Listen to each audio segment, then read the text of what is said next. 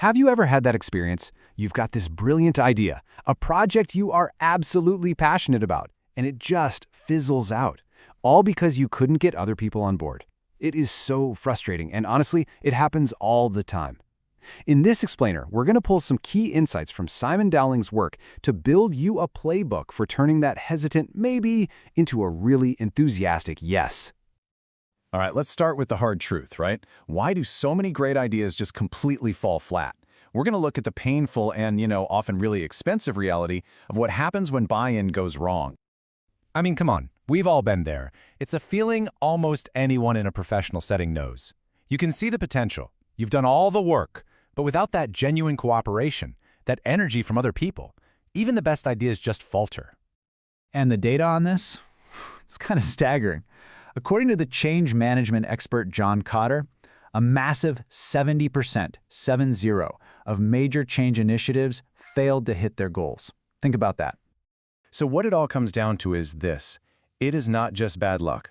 The failure is almost always directly linked to not getting authentic support from the very people who have to actually do the work. And here is a perfect real-world example of the cost.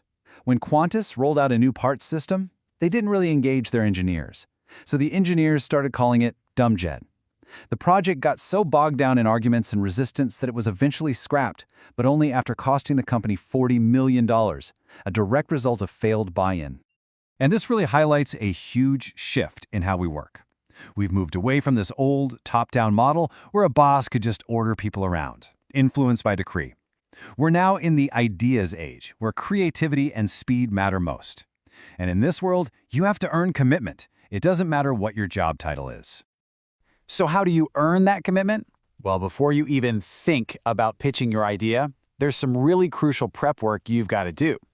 This is what we call sharpening the axe.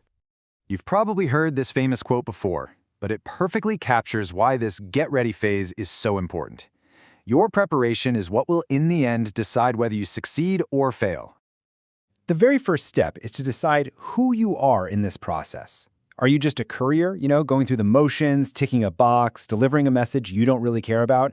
Or are you a catalyst, someone whose deep belief and passion actually starts a chain reaction? Because let's be honest, if you're not sold, why on earth would anyone else be? And to build that deep conviction, you've got to try this simple but incredibly powerful exercise. Just keep asking, so what, about your own idea. Why does this feature matter? So what? And what does that lead to? So what? It forces you to get past the dry, technical stuff and uncover the real human reason it matters, the purpose that other people can actually connect with. Okay, next up, you need a strategy. And that starts with mapping out the key players. Who has the final say? The decision maker. Who do they listen to? The influencers. And critically, who actually has to do the work? The implementers. And don't forget about the wildcards, those people who could pop up out of nowhere and derail the whole thing. And finally, you have to prepare yourself. Before people buy into your idea, they have to buy into you. So be really intentional about how you show up. Think about it like you have these 3 dials you can tune: your perceived competence, your warmth, and your pace. And you need to adjust them to connect with the specific audience you're talking to. All right, so you've done the prep work. Now it's time to actually execute. So let's get into the playbook, a simple, really powerful model for putting all of this into action. This is the 3M model: mood, mind, and movement. And listen, the order here is absolutely critical. Our feelings drive our willingness to listen. You have to win the heart and set a positive emotional mood before you can successfully convince the rational mind. So how do you actually shape the mood? Well, you can project the energy you want to see in the room. You can share authentic stories that make them feel the problem. You can use metaphors that connect the idea to their world. Or, my personal favorite, you can zap them, let them experience the idea directly, like taking a car for a test drive. Okay, once the mood feels right, then you can engage their logical mind with this 5-step process. You start by clearly explaining your idea, but then, and this is so important, you shift from talking to learning. You listen deeply to what they're saying.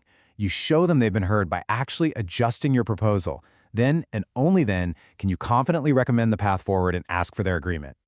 But getting that yes is really just the beginning. The real results, the things that actually matter, only come from turning that agreement into concrete, sustained action. And this is what it all boils down to, right? All that hard work is completely wasted if it doesn't lead to something tangible. A yes without action is just an empty promise. Your real goal is to become a master at converting that commitment into actual results. So think about creating action in 3 simple phases. First, you start with tiny, manageable, non-scary first steps. Then, you scaffold the project by creating systems, things like shared calendars or weekly check-ins that make it easy for people to follow through. And finally, you sustain that momentum by making progress visible and celebrating those small wins along the way. Okay, so that was a lot of theory. Let's bring this all into practice. Here's a super simple way that you can start applying these ideas, like today. The key takeaway here is this. Don't get overwhelmed. Just pick one small thing from this whole explainer. Maybe it's tuning your perception dials, or maybe it's using one metaphor to shape the mood.